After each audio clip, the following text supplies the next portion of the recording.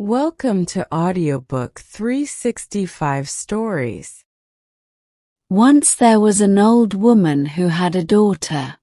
One day, the daughter went to the pond to swim with other girls.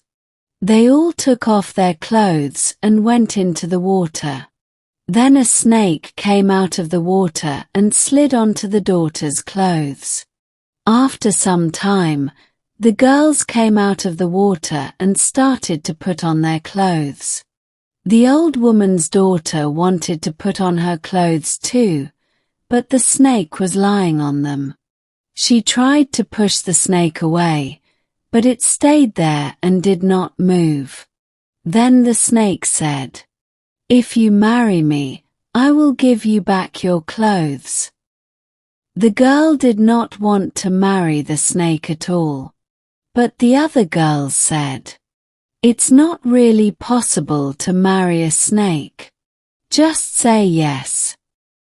So the girl said, "All right, I will." Then the snake slid off her clothes and went back into the water. The girl put on her clothes and went home. As soon as she got home, she said to her mother, "Mother, mother, a snake got on my clothes. It said, 'Marry me or you won't get your clothes back.' So I said, 'I will.'" The mother said, "What silly talk is this, you little fool? How can you marry a snake?" Then they stayed the same and forgot all about it. A week passed. One day, they saw a lot of snakes coming to their house. "Ah, mother, save me, save me," cried the girl. Her mother quickly closed the door and locked it. The snakes tried to get in through the door, but it was shut. They tried to get into the hallway, but it was closed too. Then the snakes made themselves into a big ball, jumped at the window, broke it into pieces, and slid into the room. The girl climbed onto the stove, but the snakes followed her. They pulled her down, carried her out of the room and out of the house. Her mother followed, crying very much. The snakes took the girl to the pond and jumped into the water with her. Then all the snakes changed into men and women. The mother stood by the pond for a while, cried a little more, and then went home. 3 years passed. The girl lived under the water and had 2 children, a son and a daughter. Many times she asked her husband, "Please let me visit my mother." At last, one day, he said yes. He took her to the top of the water and brought her to land. Before she left him, she asked, "What should I say when I want you?" He said, "Call out, 'Osip, Osip, come here.' And I will come." Then he went back under the water. The girl went to her mother's house, carrying her little girl on one arm and holding her boy's hand. Her mother came out to meet her. She was very happy to see her. "Good day, mother," said the daughter. "Have you been happy living down there?" asked her mother. "Very happy, mother. My life there is better than your life here," said the daughter. They sat down and talked for a while. The mother made dinner, and the daughter ate. "What is your husband's name?" asked her mother. "Osip," she answered. "And how will you get home?"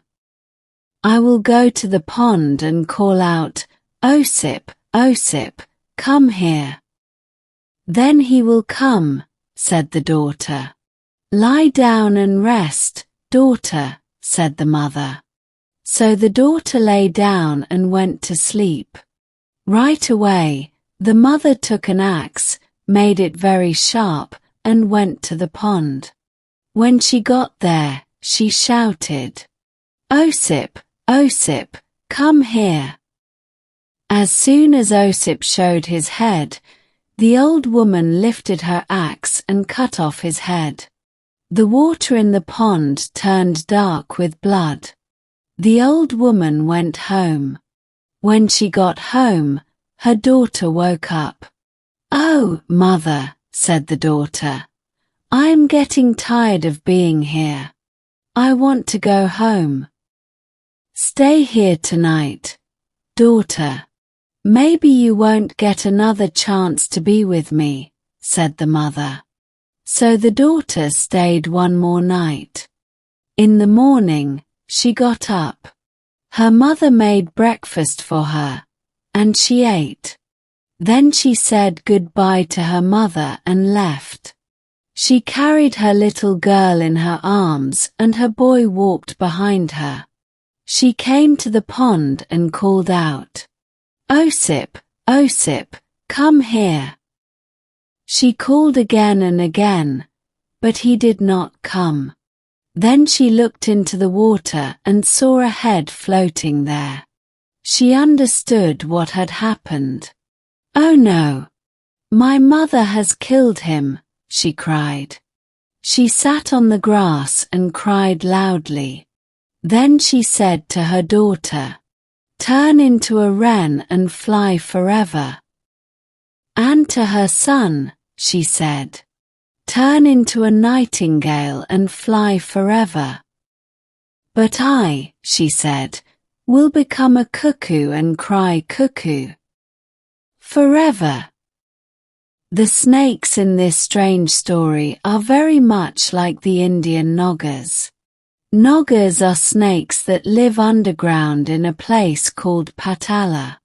They can change into people whenever they want, and they often visit humans. The snakes may also be like the mermen and mermaids that people talk about near the sea.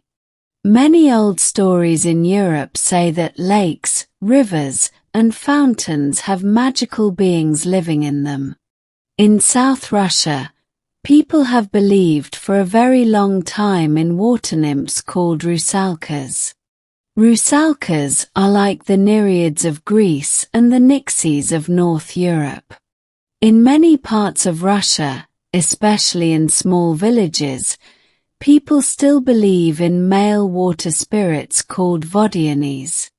They are almost the same as the German nix, the Swedish nek, and the Finnish naki, all water spirits from different countries.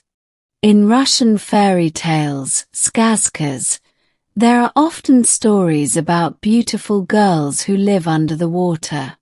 These girls can turn into birds and fly wherever they want. We can call them swan maidens, but they do not always turn into swans. Sometimes they turn into geese, ducks, spoonbills, or other water birds. Most of these bird girls are daughters of the Morskoy Tsar, the Water King. The Water King is very important in Russian stories. He is not always clearly described, and sometimes other characters like Koshchei or a snake do his job in the story. But usually, the Water King is shown as an old king who lives in a bright, beautiful palace under the water. Sometimes he comes out of the water to catch a human. It is often a boy that he takes. Later, the boy marries one of the Water King's daughters and escapes with her to the land above. But it is always very hard to escape. The next fairy tale will tell about one such story, which is a lot like some old European folk tales.